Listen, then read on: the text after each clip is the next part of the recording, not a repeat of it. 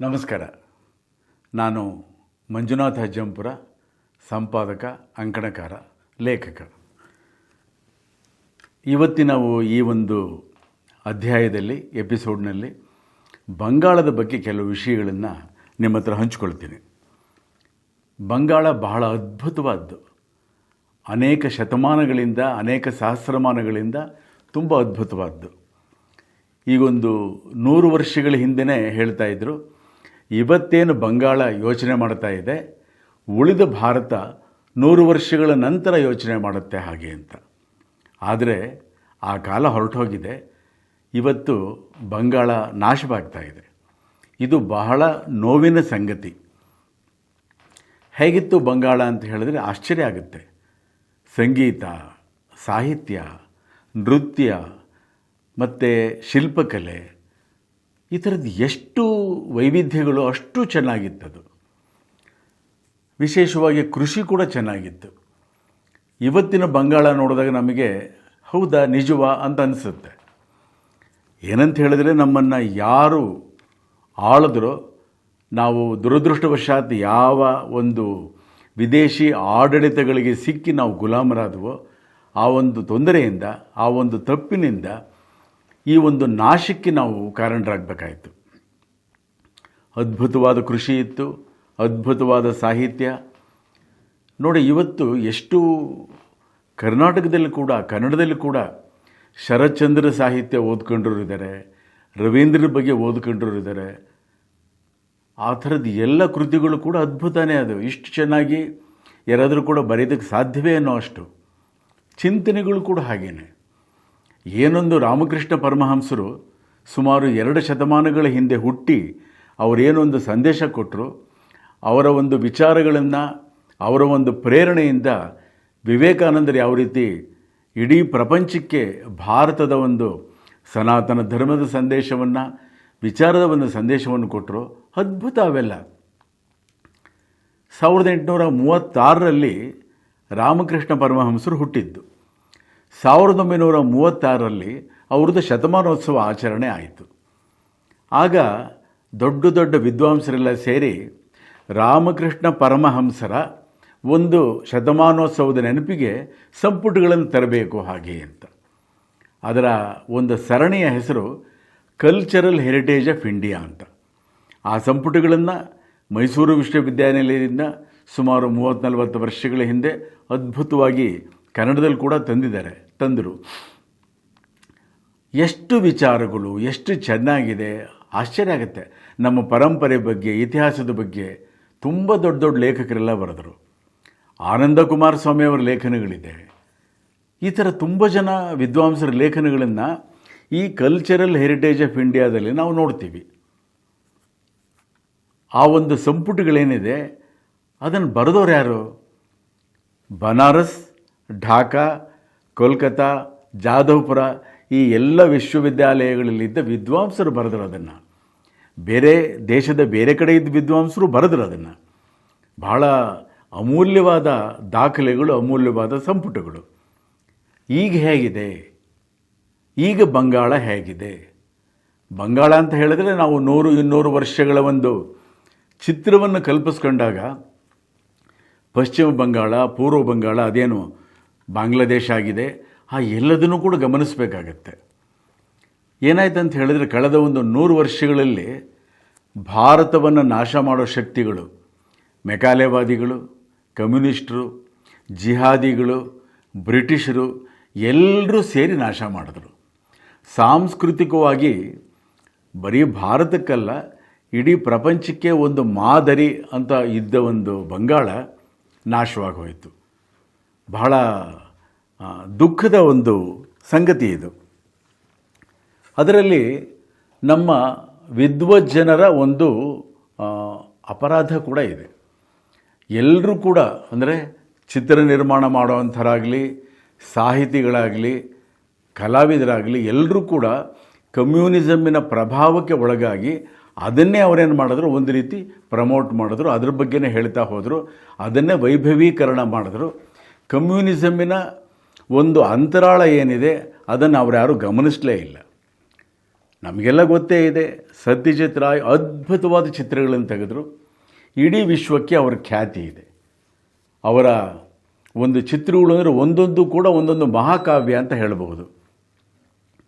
ಇತ್ತೀಚಿನ ಸುದ್ದಿ ಏನು, ಸತ್ಯಜಿತ್ ರಾಯ್ ಅವರ ಪೂರ್ವಜರ ಮನೆಗಳೆಲ್ಲ ಇದ್ದಿದ್ದು ಢಾಕಾದಲ್ಲಿ, ಇವತ್ತಿನ ಬಾಂಗ್ಲಾದೇಶ ಏನಿದೆ ಅಲ್ಲಿ.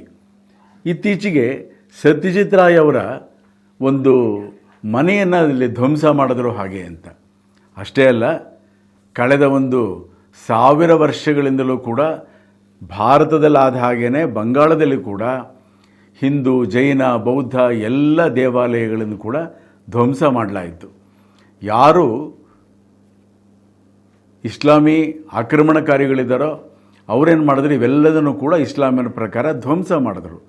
ಹಾಗಾಗಿದ್ದು ಕೇವಲ ದೇವಾಲಯಗಳ ನಾಶ ಮಾತ್ರ ಅಲ್ಲ, ಸಂಸ್ಕೃತಿಯ ನಾಶವೇ ಆಯಿತು ಹಾಗೆ ಅಂತ. ಯಾಕೆ ಇವೆಲ್ಲ ನಾವು ಗಮನಿಸಬೇಕಾಗತ್ತೆ ಅಂತ ಹೇಳಿದ್ರೆ, ಇವತ್ತಿನ ಬಂಗಾಳ ಹೇಗಿದೆ, ಸತ್ಯಜಿತ್ ರಾಯ್ ಅವರ ಥರ ಒಬ್ಬ ನಿರ್ದೇಶಕರಿದ್ದಾರಾ, ಮೃಣಾಲ್ ಸೇನ್ ಥರ ಯಾರಾದರೂ ಇದ್ದಾರಾ, ರವಿಶಂಕರ್ ಥರ ಯಾರಾದರೂ ಕೂಡ ಸಂಗೀತದ ಒಬ್ಬ ಮಹಾನ್ ಕಲಾವಿದರಿದ್ದಾರಾ? ಆಶ್ಚರ್ಯ ಆಗುತ್ತೆ. ರಾಮಕೃಷ್ಣ ಪರಮಹಂಸರು, ಸುಭಾಷ್ ಚಂದ್ರ ಬೋಸ್, ವಿವೇಕಾನಂದರು ಇವರೆಲ್ಲ ಎಷ್ಟು ಅದ್ಭುತವಾದ ವಿಚಾರಗಳನ್ನೆಲ್ಲ ಕೊಟ್ಟರು. ಅದು ಆಶ್ಚರ್ಯ ಆಗುತ್ತೆ. ಇಲ್ಲವೇ ಇಲ್ಲ, ಹೊರಟೇ ಹೋಯಿತು ಹಾಗೆ ಎಂದಂತ. ಇದಕ್ಕೆಲ್ಲದೂ ಕೂಡ ಮುಖ್ಯವಾದ ಕಾರಣ ಏನು ಅಂತ ಹೇಳಿದ್ರೆ, ಈಗಾಗಲೇ ಹೇಳಿದ ಹಾಗೆ 100 ವರ್ಷಗಳಿಂದ ಬಂಗಾಳವನ್ನು ನಾಶ ಮಾಡೋ ಪ್ರಕ್ರಿಯೆ ಪ್ರೋಸೆಸ್ ನಡೆಯಿತು. ಅದು ಹೇಗೆ ಅಂತ ಹೇಳಿದ್ರೆ, ಅದನ್ನು ಉಳಿಸ್ಕೊಳ್ಳೋದು ಈಗಲೂ ಕೂಡ ದಿನದಿನಕ್ಕೆ ಕಷ್ಟ ಆಗ್ತಾ ಇದೆ. ಇಸ್ಲಾಮಿನ ಪ್ರಭಾವ ಹೇಗಿದೆ, ಇಸ್ಲಾಮಿನ ದಾಳಿಕೋರರ ಒಂದು ವಿನಾಶಕಾರಿ ಹೇಗಿದೆ ಅಂತ ಹೇಳಿದರೆ ಪ್ರಕ್ರಿಯೆ ಇವತ್ತು ವಾಪಸ್ ಬರಲಾರದ ಇರ್ರಿವರ್ಸಿಬಲ್ ಸ್ಥಿತಿ ಬಂದುಬಿಟ್ಟಿದೆ. ಅಲ್ಲಿ ಬಹಳ ಭಯಾನಕವಿತ್ತು. ಕಲಾವಿದರಿಲ್ಲ, ಸಂಗೀತಗಾರರಿಲ್ಲ, ಸಾಹಿತ್ಯ ಇಲ್ಲ. ರವೀಂದ್ರರು ಬಂದ ಒಂದು ಪ್ರದೇಶದಿಂದ ಏನೂ ಬರ್ತಾ ಇಲ್ಲ ಅಂತ ಹೇಳಿದ್ರೆ ನಮಗೆಲ್ಲ ಬಹಳ ವ್ಯಥೆಯನ್ನು ತರೋ ಸಂಗತಿ ಅದು. 1943ರಲ್ಲಿ ಏನಾಯಿತು, ಬಂಗಾಳ ಸಾವಿರಾರು ವರ್ಷಗಳಿಂದ ಸಮೃದ್ಧವಾಗಿದ್ದರೂ ಕೂಡ, ಹೇಳಿದ್ನಲ್ಲ, ಕೃಷಿ, ಸಾಹಿತ್ಯ, ಉದ್ಯಮಗಳು ಎಲ್ಲದೂ ಕೂಡ.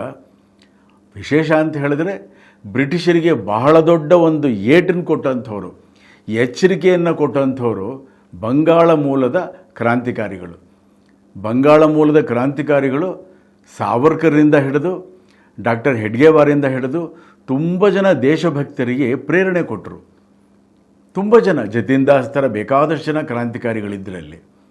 ಅದಕ್ಕೋಸ್ಕರ ಏನು ಮಾಡಿದ್ರು ಬ್ರಿಟಿಷರು ಕುತಂತ್ರದಿಂದ 1911ರಲ್ಲಿ ಒಂದು ನಿರ್ಧಾರವನ್ನು ತಗೊಂಡ್ರು, ಕೋಲ್ಕತ್ತಾ ಬದಲು ದೆಹಲಿ ರಾಜಧಾನಿ ಆಗಲಿ ಹಾಗೆ ಅಂತ. ಯಾಕೆ ಅಂತ ಹೇಳಿದ್ರೆ ಕಲ್ಕತ್ತಾಗಿಂತ ಅದು ಸ್ವಲ್ಪ ಸುರಕ್ಷಿತವಾದ್ದು ಹಾಗೆ ಅಂತ.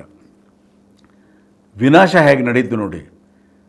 1939ರಿಂದ 1945ರವರೆಗೆ 2ನೇ ಮಹಾಯುದ್ಧ ನಡೀತು.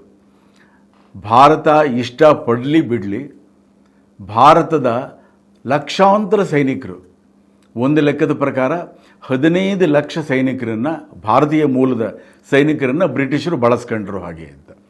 2ನೇ ಮಹಾಯುದ್ಧದಲ್ಲಿ ಬಲಿದಾನ ಆಯಿತು. ಲಕ್ಷಾಂತರ ಜನರ ಒಂದು ಯುದ್ಧದಲ್ಲಿ ಸಾವನ್ನಪ್ಪಬೇಕಾಯಿತು. ಇದರ ಮಧ್ಯೆ ಇನ್ನೊಂದು ಭಯಾನಕವಾದ್ದು ಅಂತ ಹೇಳಿದ್ರೆ, ಏನೊಂದು ಬಂಗಾಳದಲ್ಲಿ ರೈತರಿದ್ದರು, ಅಲ್ಲೇನೋ ಜನಗಳಿದ್ದರು, ಎಲ್ಲರ ಹತ್ರ ಕೂಡ 1943ರಲ್ಲಿ ಬ್ರಿಟಿಷ್ ಪ್ರಧಾನಮಂತ್ರಿ ಚರ್ಚಿಲ್ ಇದ್ದಾಗ ಇಡೀ ಬಂಗಾಳದಲ್ಲಿದ್ದ ಎಲ್ಲ ಧಾನ್ಯಗಳನ್ನು, ಎಲ್ಲ ಆಹಾರವನ್ನು ಪೂರ್ತಿ ಚರ್ಚಿಲ್ ಸೈನಿಕರು ಕಿತ್ಕೊಂಡು ಹೋದರು ಪೂರ್ತಿ. ಈಗ ನಂಬೋಕ್ಕಾಗೋದಿಲ್ಲ. ಯಾಕೆ ಅಂತ ಹೇಳಿದ್ರೆ, ನಮ್ಮ ಶಾಲಾ ಕಾಲೇಜುಗಳಲ್ಲೇನೋ ಒಂದು ಪಠ್ಯಪುಸ್ತಕಗಳಿದೆ, ಈ ಪ್ರಮುಖ ಸಂಗತಿಗಳನ್ನು, ಮಹತ್ವದ ಸಂಗತಿಗಳನ್ನು ಅದರಲ್ಲಿ ಕೈಬಿಟ್ಟು ಇದ್ಯಾವುದನ್ನು ಕೂಡ ಹೇಳದೆ ಬರೀ ಮೊಘಲರ ಬಗ್ಗೆ ಹೇಳೋವಂಥದ್ದು, ಮತ್ತು ಬ್ರಿಟಿಷರಿಗಿಂತ ದೊಡ್ಡ ಆಡಳಿತವನ್ನು ನಡೆಸಿದವರು, ಈ ದೇಶಕ್ಕೊಂದು ಸಿಸ್ಟಮನ್ನು ತಂದವರು ಯಾರೂ ಇಲ್ಲ ಅಂತ, ಈ ಥರದ ನಾನ್ಸೆನ್ಸ್ ಮಾತ್ರನೇ ಇರೋವಂಥದ್ದು. 1943ರಲ್ಲಿ ಏನಾಯಿತು, 2ನೇ ಮಹಾಯುದ್ಧದ ಅವರ ಸೈನಿಕರಿಗೋಸ್ಕರವಾಗಿ ಚರ್ಚಿಲ್ ಇಡೀ ಬಂಗಾಳದಲ್ಲಿದ್ದ ಎಲ್ಲ ಧಾನ್ಯಗಳನ್ನು ಆಹಾರವನ್ನು ಕಿತ್ಕೊಂಡು ಹೋದ. ನಂಬೋಕ್ಕಾಗೋದಿಲ್ಲ, ಆಶ್ಚರ್ಯ ಆಗುತ್ತೆ. ಹಸುವಿನಿಂದ ಸುಮಾರು 30-40 ಲಕ್ಷ ಜನ ಸತ್ತು ಹೋದರು. 30-40 ಸಾವಿರ ಅಲ್ಲ, ಲಕ್ಷ ಜನ ಸತ್ತು ಹೋದರು. ಅಧಿಕೃತವಾದ ಅಂಕಿಅಂಶಗಳನ್ನೇ 14 ಲಕ್ಷಕ್ಕಿಂತ ಜಾಸ್ತಿ ಇದೆ ಹಾಗೆ ಅಂತ. ಆದರೆ ನಿಜವಾಗಲೂ ಕೂಡ ಸತ್ತು ಹೋದರ ಸಂಖ್ಯೆ ಇನ್ನೂ ಬಹಳ ದೊಡ್ಡದು ಹಾಗೆ ಅಂತ. ಆದರೆ ನಮ್ಮ ದುರಾದೃಷ್ಟಕ್ಕೆ ಯಾವ ಮಹಾತ್ಮರೂ ಕೂಡ ಇದನ್ನು ವಿರೋಧ ಮಾಡಿ ಉಪವಾಸ ಮಾಡಲಿಲ್ಲ. ಬಂಗಾಳದ ನಾಶ ಮುಂದುವರಿಯಿತು. ಕೋಲ್ಕತ್ತಾದಲ್ಲಿ 1943ರಲ್ಲಿ ಲಕ್ಷಾಂತರ ಜನ ಬಂದು ರಸ್ತೆಗಳಲ್ಲಿ ಆಹಾರ ಇಲ್ಲದೆ ಸತ್ತು ಹೋದರು. ಅದರ ಅನೇಕ ಛಾಯಾಚಿತ್ರಗಳನ್ನು ಕೂಡ ಈಗ ನೋಡಬಹುದು ನಾವು. ನೋಡಿ, ದುರಾದೃಷ್ಟ ಎಷ್ಟು ಭಯಾನಕವಾಗಿರುತ್ತೆ ಅಂತ ಹೇಳಿದರೆ, ಇಸ್ಲಾಮಿನ ಹೆಸರಿನಲ್ಲಿ ದೇಶದ ವಿಭಜನೆ ಆಯಿತು. ಮುಸ್ಲಿಂ ಲೀಗ್ ಹೇಳ್ತು ನಮಗೆ ಇಸ್ಲಾಮಿನ ಹೆಸರಲ್ಲಿ 2 ದೊಡ್ಡ ಭಾಗಗಳು, ಪಶ್ಚಿಮ ಪಾಕಿಸ್ತಾನ, ಪೂರ್ವ ಪಾಕಿಸ್ತಾನ ಬೇಕು ಹಾಗೆ ಅಂತ. ಜಿನ್ನಾ ಆಗಲಿ ಮುಸ್ಲಿಂ ಲೀಗ್ ಆಗಲಿ ಅವರೆಲ್ಲ ಏನು ಅಂತ ಹೇಳಿದ್ರೆ, ಒಂದು ಉದ್ಯಮದ ಕೇಂದ್ರ, ಕೈಗಾರಿಕಾ ಕೇಂದ್ರ ಆಗಿದ್ದರಿಂದ, ವ್ಯಾಪಾರ ಕೇಂದ್ರ ಆಗಿದ್ದರಿಂದ ಕೋಲ್ಕತ್ತಾ ಏನಿದೆ ಅದನ್ನು ಅವರು ಪೂರ್ವ ಬಂಗಾಳ ಅಥವಾ ಪೂರ್ವ ಪಾಕಿಸ್ತಾನಕ್ಕೆ ತಗೋಬೇಕು ಹಾಗೆ ಅಂತ. ಆಗ ಆಗಸ್ಟ್ 1946ರಲ್ಲಿ ಡೈರೆಕ್ಟ್ ಆ್ಯಕ್ಷನ್ ಡೇ ಅಂತ ಒಂದು ಕರೆ ಕೊಟ್ಟರು. ಆಗಸ್ಟ್ 16, 17, 18 ಸುಹ್ರವರ್ದಿ ಅಂತ ಒಬ್ಬ ಬಂಗಾಳದ ಮುಖ್ಯಮಂತ್ರಿಯಾಗಿದ್ದ. ಇಡೀ ನಗರದ, ಕಲ್ಕತ್ತಾ ನಗರದ ಎಲ್ಲ ಕಡೆ ಅವನು ಮುಸಲ್ಮಾನರನ್ನೇ ಅವನು ಪೊಲೀಸ್ ಇನ್ಚಾರ್ಜ್ ಮಾಡಿದ. ಅವನು ಎಂಥ ಕಗ್ಗೊಲೆ ನಡೀತು ಹಾಗೆ ಅಂತ ಹೇಳಿದ್ರೆ, ಸಾವಿರಾರು ಜನರನ್ನು ಹುಡುಕಿ ಕೊಲ್ಲಲಾಯಿತು. ಇದು ಕೇವಲ ಸ್ಟ್ರೀಟ್ ಫೈಟ್ ಅಲ್ಲ, ಇದು ನರಹತ್ಯಾಕಾಂಡ. ಇದು ಜನೊಸೈಡ್. ಇದು ಉದ್ದೇಶಿತವಾದ ಜನೊಸೈಡ್. ಇದರದ್ದು ಕೂಡ ಅನೇಕ ದಾಖಲೆಗಳಿದೆ, ಅನೇಕ ಛಾಯಾಚಿತ್ರಗಳಿವೆ. ಆಶ್ಚರ್ಯ ಆಗುತ್ತೆ, ಈ ರೀತಿಯ ಒಂದು ಅರಾಜಕತೆಯ ಸನ್ನಿವೇಶ ಇತ್ತು ಹಾಗೆ ಅಂತ. ಆಗಲೂ ಕೂಡ ಯಾರೂ ಕೂಡ ಉಪವಾಸ ಮಾಡಲಿಲ್ಲ. ಅನೇಕ ಸಾವಿರ ಜನ ಹತ್ಯೆ ಆಯಿತು, ಅನೇಕ ಸಾವಿರ ಹೆಣ್ಣುಮಕ್ಕಳ ಒಂದು ಶೀಲಭಂಗ ಆಯಿತು, ನಾಶ ಆಯಿತು. ಬೆಂಕಿ ಹಚ್ಚಿ ಎಲ್ಲದನ್ನು ಕೂಡ ಧ್ವಂಸ ಮಾಡಲಾಯಿತು, ಸುಡಲಾಯಿತು. ಆಗ ಗೋಪಾಲ್ ಪಾಠ ಅನ್ನೋವಂಥವ್ರು ಏನು ಮಾಡಿದ್ರು, ಇದಕ್ಕೆ ನಾವು ಹಿಂಸೆಗೆ ಪ್ರತಿಹಿಂಸೆ ಮಾತ್ರ ನಾವು ಮಾಡಿದ್ರೆ ಮಾತ್ರ ನಿಲ್ಲೋಕ್ಕೆ ಸಾಧ್ಯ ಅಂತ. ಆಗ ಅವರೇನು ಮಾಡಿದ್ರು, ಒಂದು ತಂಡವನ್ನು ಕಟ್ಟಿ, ಏನು ಮುಸ್ಲಿಂ ಲೀಗಿನ ಗೂಂಡಾಗಳ ಒಂದು ಭಯಾನಕವಾದ ಒಂದು ದಾಳಿ ಇತ್ತು ಅದನ್ನು ಎದುರಿಸಿದ್ರು. ಹಾಗಾಗಿ 3-4 ದಿನಗಳಲ್ಲಿ ಈ ಒಂದು ಹಿಂಸೆಯ ಒಂದು ಪರ್ವ ಏನು ನಡೀತಾ ಇತ್ತು ಅದು ಒಂದು ರೀತಿ ನಿಯಂತ್ರಣಕ್ಕೆ ಬಂತು. ಇದೆಲ್ಲದನ್ನು ಕೂಡ ನಾವು ಗಮನಿಸಬೇಕು, ಓದಬೇಕು, ತಿಳ್ಕೋಬೇಕು. ಬಂಗಾಳ ಯಾವ ರೀತಿ ಆಗ್ತಾ ಇದೆ ಅಂತ ಹೇಳಿದರೆ, ವಿಶೇಷವಾಗಿ ಜನಸಂಖ್ಯಾ ಒಂದು ರೀತಿ ದಾಳಿ ಆಗ್ತಾ ಇದೆ. ಇಂಗ್ಲೀಷಲ್ಲಿ ಅದಕ್ಕೆ ಡೆಮೋಗ್ರಾಫಿಕ್ ಅಗ್ರೆಷನ್ ಅಂತ ಹೇಳ್ತಾರೆ, ಡೆಮೋಗ್ರಾಫಿಕ್ ಇಂಬ್ಯಾಲೆನ್ಸ್ ಅಂತ ಹೇಳ್ತಾರೆ. ಇದರಿಂದ ಏನಾಗಿದೆ, ಈಗಲೂ ಕೂಡ ಏನೊಂದು ಪಶ್ಚಿಮ ಬಂಗಾಳ ರಾಜ್ಯ ಇದೆ, ಅದರ ಒಂದು ಗಡಿಗಳ ಪ್ರದೇಶ ಏನಿದೆ, ಅದರಲ್ಲಿ ಭಾರತದ ಹಿಂದೂಗಳ ಸಂಖ್ಯೆ ಕಡಿಮೆ ಆಗಿ ಅದು ಪೂರ್ತಿ ಒಂದು ರೀತಿ ಇಸ್ಲಾಮೀಕರಣ ಆಗಿ ಹೋಗಿದೆ. ಹಾಗಾಗಿ ಅಲ್ಲಿ ಅನೇಕ ಜಿಲ್ಲೆಗಳಲ್ಲಿ ಹಿಂದೂಗಳು ಇರೋದಕ್ಕೆ ಸಾಧ್ಯ ಇಲ್ಲ, ಅಂಥ ಒಂದು ಭಯಾನಕವಾದ ಸ್ಥಿತಿ ಇದೆ. ಬಂಗಾಳ ಸಾಹಿತ್ಯಿಕವಾಗಿ, ಸಾಂಸ್ಕೃತಿಕವಾಗಿ ಮತ್ತು ಶಿಲ್ಪಕಲೆ, ಯಾವುದನ್ನು ನಾವು ಟೆರಾಕೋಟಾ ಅಂತ ಹೇಳ್ತೀವೋ ಆ ಕಲೆ ಎಲ್ಲದಕ್ಕೂ ಕೂಡ ಅದ್ಭುತವಾದ ಒಂದು ಉದಾಹರಣೆಯಾಗಿತ್ತು, ಮಾದರಿಯಾಗಿತ್ತು. ಆದರೆ ಈಗ ಪೂರ್ತಿ ನಾಶ ಆಗಿದೆ. ಕಲೆ, ಸಾಹಿತ್ಯ ಯಾವುದೂ ಇಲ್ಲ. ಯಾವ ಮಹಾನ್ ಕಲಾವಿದರನ್ನು, ಸಾಹಿತಿಗಳನ್ನು, ರವೀಂದ್ರನಾಥ್ ಟ್ಯಾಗೋರ್, ಬಂಕಿಮಚಂದ್ರ ಚಟರ್ಜಿ ಈ ಥರದವ್ರನ್ನೆಲ್ಲ ಜ್ಞಾಪಿಸ್ಕೊಳ್ತೀವೋ ನಾವು, ಆಶುತೋಷ್ ಮುಖರ್ಜಿ ಅವ್ರನ್ನಂಥವ್ರನ್ನ ನೆನಪು ಮಾಡ್ಕೊಳ್ತೀವೋ, ವಿದ್ವಾಂಸರನ್ನ ಜ್ಞಾಪಿಸ್ಕೊಳ್ತೀವೋ, ಆ ಒಂದು ಪರಂಪರೆನೇ ಇಲ್ದಂಗಾಗಿದೆ. ಇದು ಕೇವಲ ಡೆಮೋಗ್ರಫಿ ಇದಕ್ಕೆ ಮಾತ್ರ ಉಳಿಯೋದಿಲ್ಲ, ಇದು ಸಾಂಸ್ಕೃತಿಕ ನಾಶ ಆಗ್ತಾ ಇದೆ. ಬಂಗಾಳವನ್ನು, ಆ ಮೂಲಕ ಭಾರತವನ್ನು ನಾವು ಉಳಿಸ್ಕೊಳ್ಳೇಬೇಕಾಗಿದೆ. ಅದು ಒಂದು ರೀತಿ ಸಾಂಸ್ಕೃತಿಕ ನಿಧಿ ಅದು. ಹಾಗಾಗಿ ನಾವೆಲ್ಲರೂ ಕೂಡ ಗಮನ ಕೊಡಬೇಕಾಗಿದೆ. ಬಂಗಾಳವನ್ನು ಉಳಿಸ್ಕೋಬೇಕಾಗಿದೆ. ನಮಸ್ಕಾರ ಬಂಧುಗಳೇ. ನಿಮ್ಮ ಕುಟುಂಬಕ್ಕೊಂದು ಪರಿಪೂರ್ಣ ಯೂಟ್ಯೂಬ್ ಚಾನಲ್. ಇಂಟ್ರೆಸ್ಟಿಂಗ್ ಮತ್ತು ಇನ್ಫಾರ್ಮೇಟಿವ್ ವಿಡಿಯೋಗಳನ್ನು ಮಿಸ್ ಮಾಡ್ಕೋಬೇಡಿ. ಈಗಲೇ ಸಬ್ಸ್ಕ್ರೈಬ್ ಮಾಡಿ.